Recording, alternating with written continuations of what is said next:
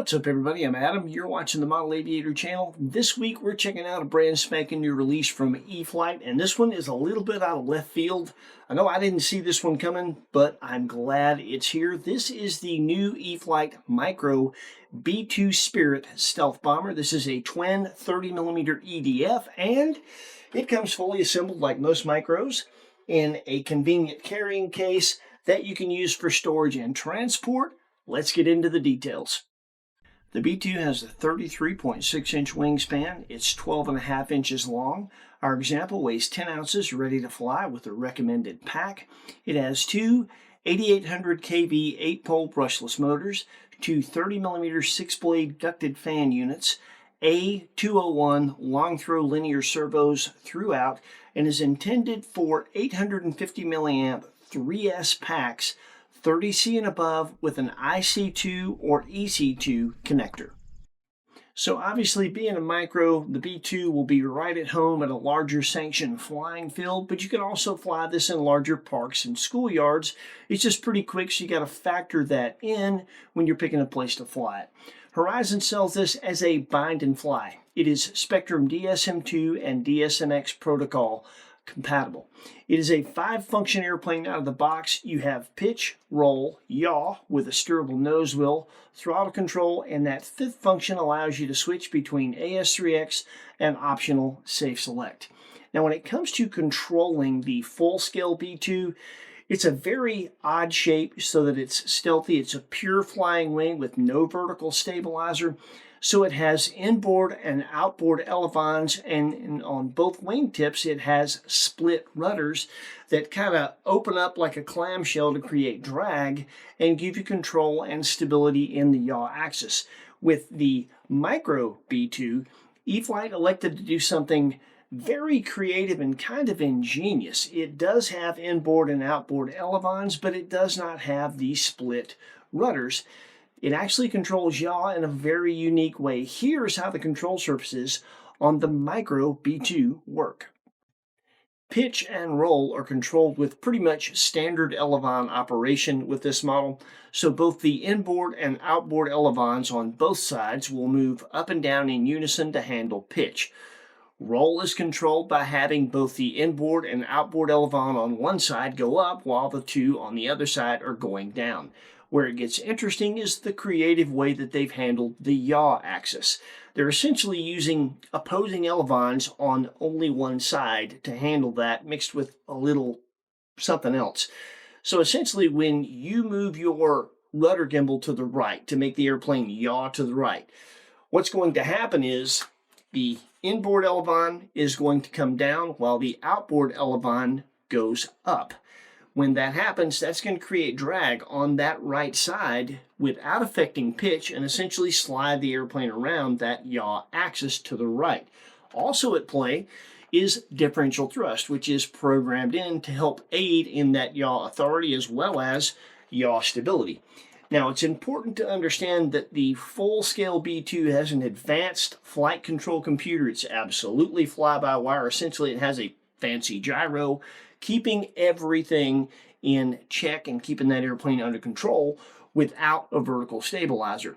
Same thing with this model. AS3X will be hard at work, making corrections to all 4 elevons as well as the differential thrust to keep this airplane stable in all axes, no matter what maneuvers you go to put it through. Now, it does come with an accessory clear vertical fin. It is friction fit, just snaps into place. You can fly the airplane with it or without it. It's just as easy to take off as it is to put on. And no, it does not come off in flight, even though it's friction fit. The manual says if you're going to do aerobatics with this airplane that you need that on.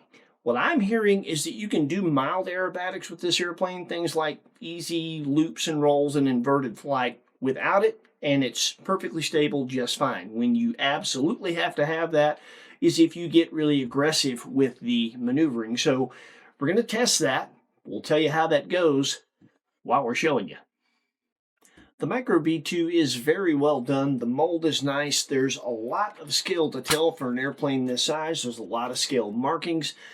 All the B-2 bombers are affectionately named. This one is modeled after the one they call Spirit of America, so I think that's pretty cool. There's a lot of plastic protection as well.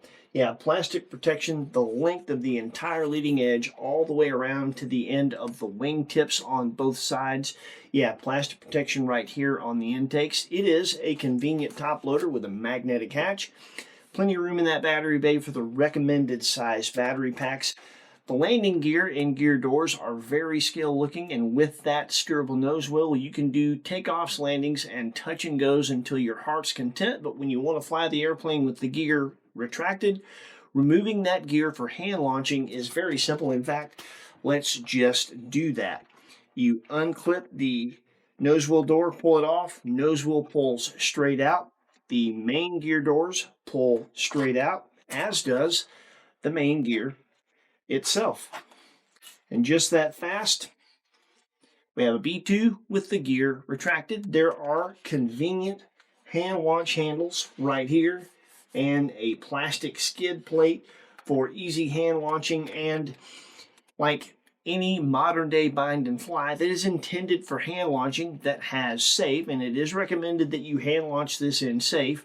It senses the lateral G of your hand launch and puts the airplane into hand launch assist, which will feed in some up elevator and fly the airplane at a designated angle of attack for a few seconds, making hand launching easy for just about anybody.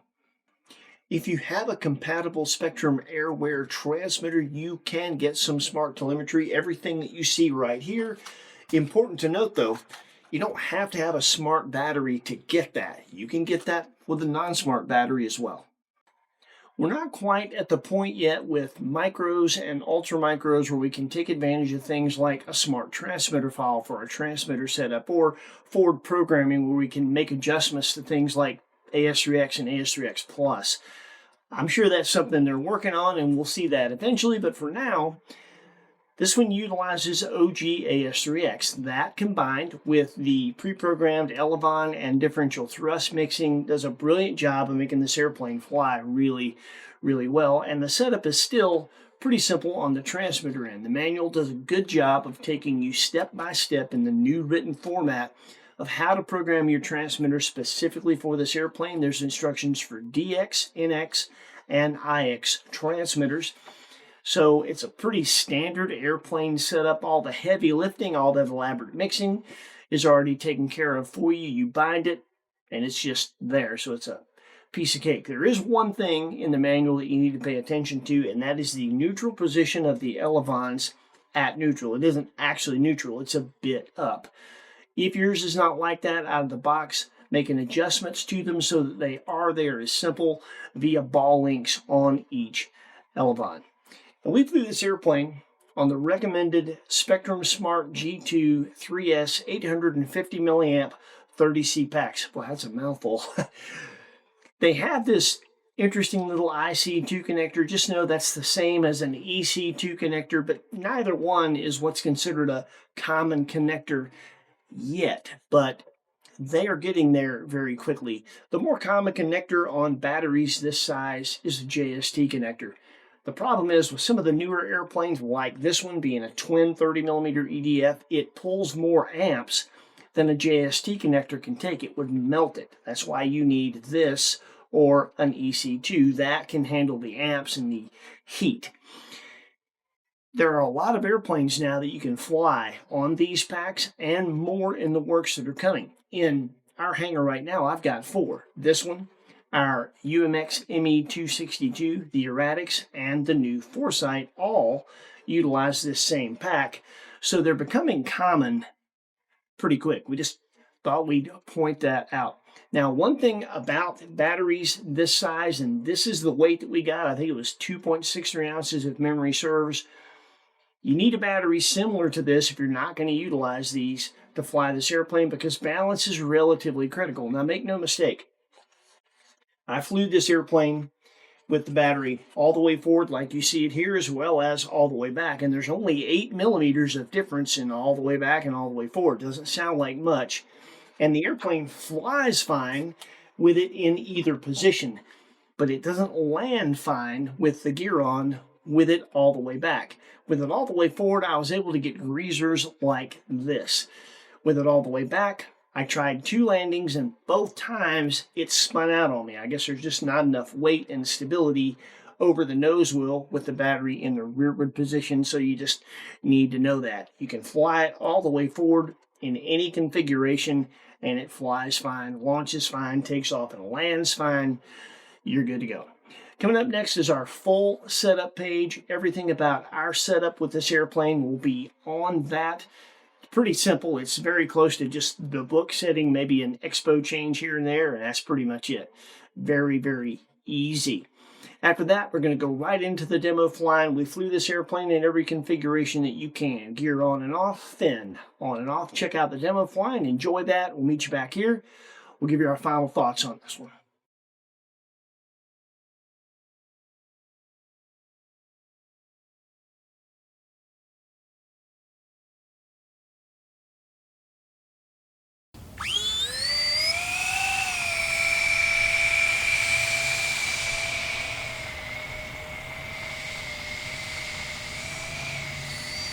We had to fly between 2 thunderstorms, so we got to find out how this thing does when there's some wind.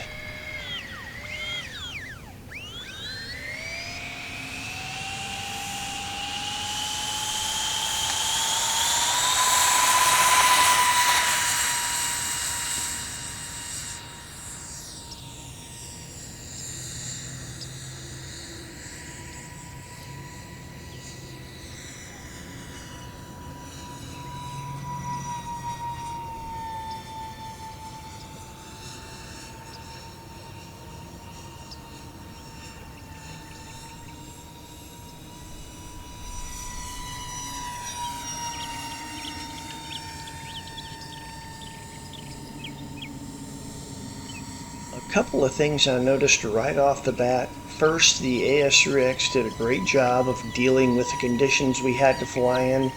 And the other thing is this one preferred coordinated turns. If you bank and yank it, they just don't look right. But when you use that rudder, they do.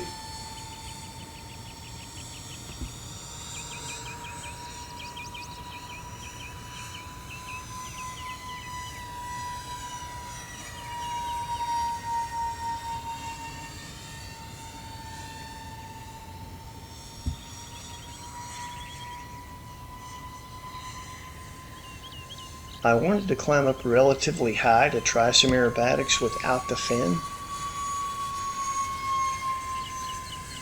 A simple loop worked out just fine. I came around and did a roll. Pay attention on this roll.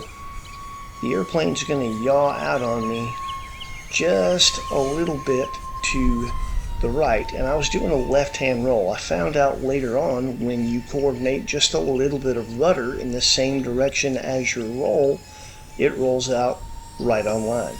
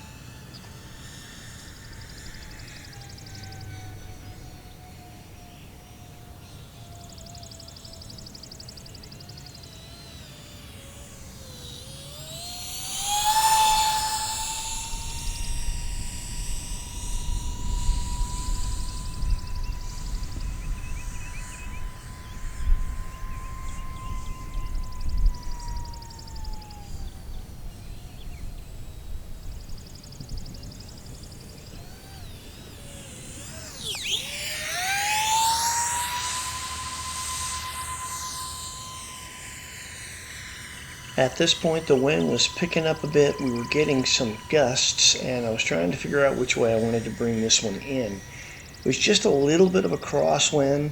and all in all, it worked out pretty good.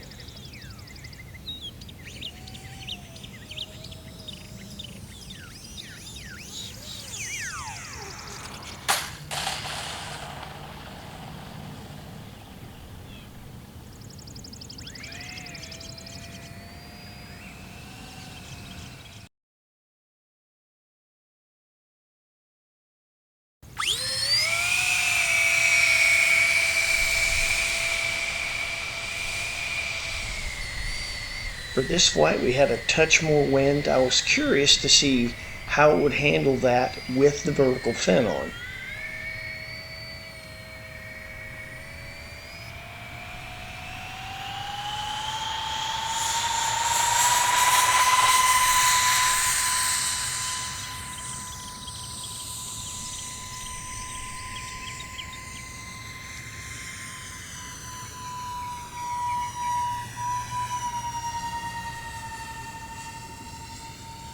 And literally within the first 2 turns, I could tell that it felt a good bit more stable to me. Stable enough, I went right to the aerobatics at a lower altitude than before. And bear in mind, this is with a little bit more wind. This airplane was stable and certainly made me feel confident without the fin, but I have to admit I feel a lot more confident in the wind with it on.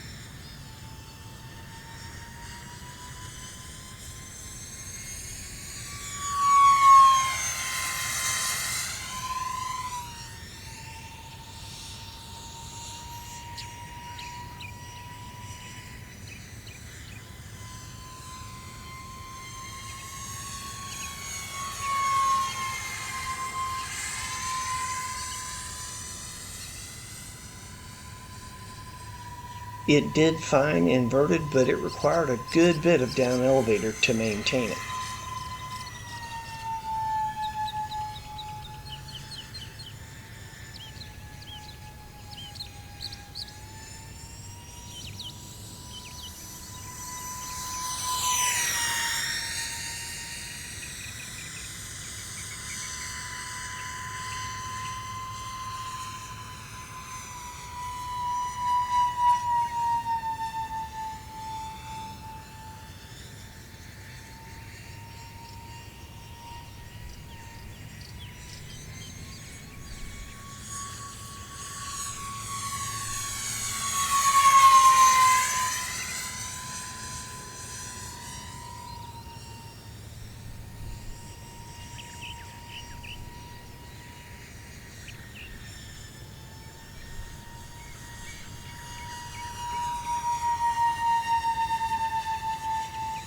We could easily get 3.5 to 4 minutes, and I think with a little bit more practice and some throttle management, I could get as much as 5 out of it.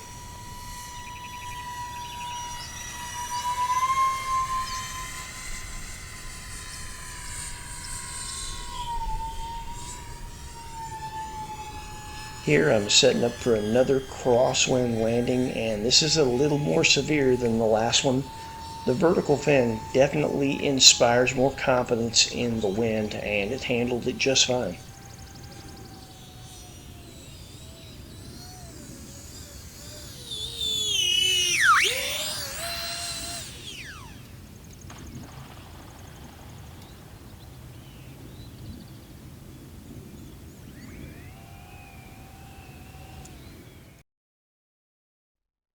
You'll notice on this hand launch, you don't have to throw it like John Elway.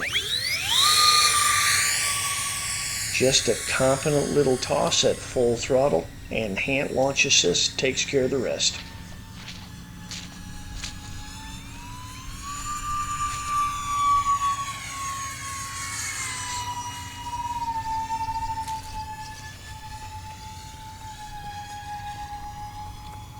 You'll notice, as you might expect, when you remove the drag of the gear and the gear doors, the performance picks up quite a bit.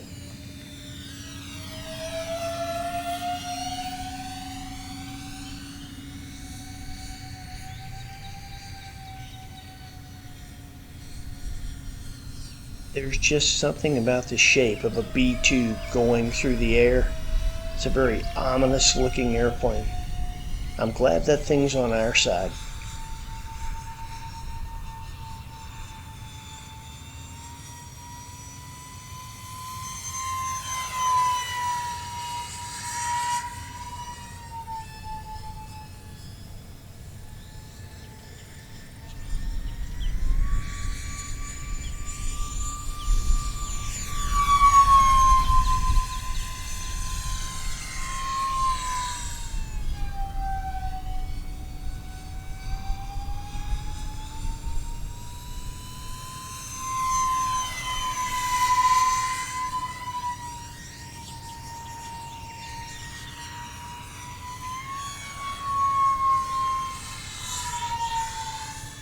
I'm really pleased at how well the Micro B2 flies. It's amazing to me they can make one fly this good, this size. And check this out, at full throttle with the gear off, this thing will move.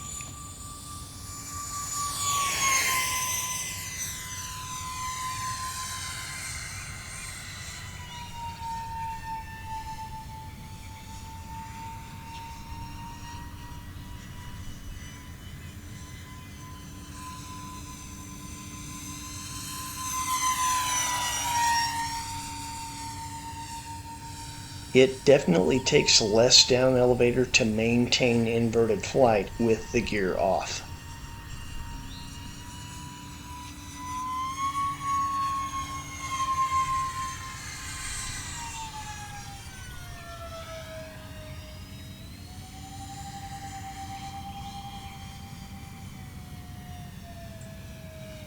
This is going to be a full 1G stall. It just porpoises, but never drops a wing.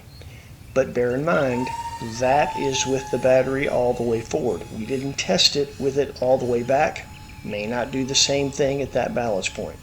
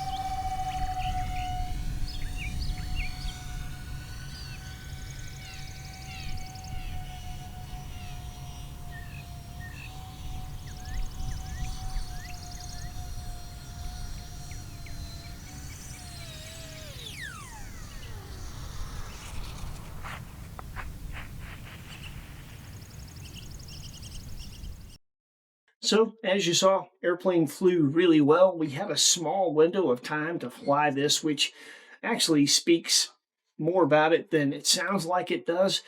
I got about 4 flights on this thing total. We did not have a chance to actually test it with the fin and gear off because it got a little windier than I was comfortable with. I'd rather fly it in that configuration when it's calm the first time. It is a review airplane, and if I were to make a mistake and smack it, I can't get another one to be able to complete this video for you. But it flew very, very well, flew good without the fin, with the gear on. The 2 main gear doors actually provide a little bit of vertical fin area underneath, if you will, which aids in the stability.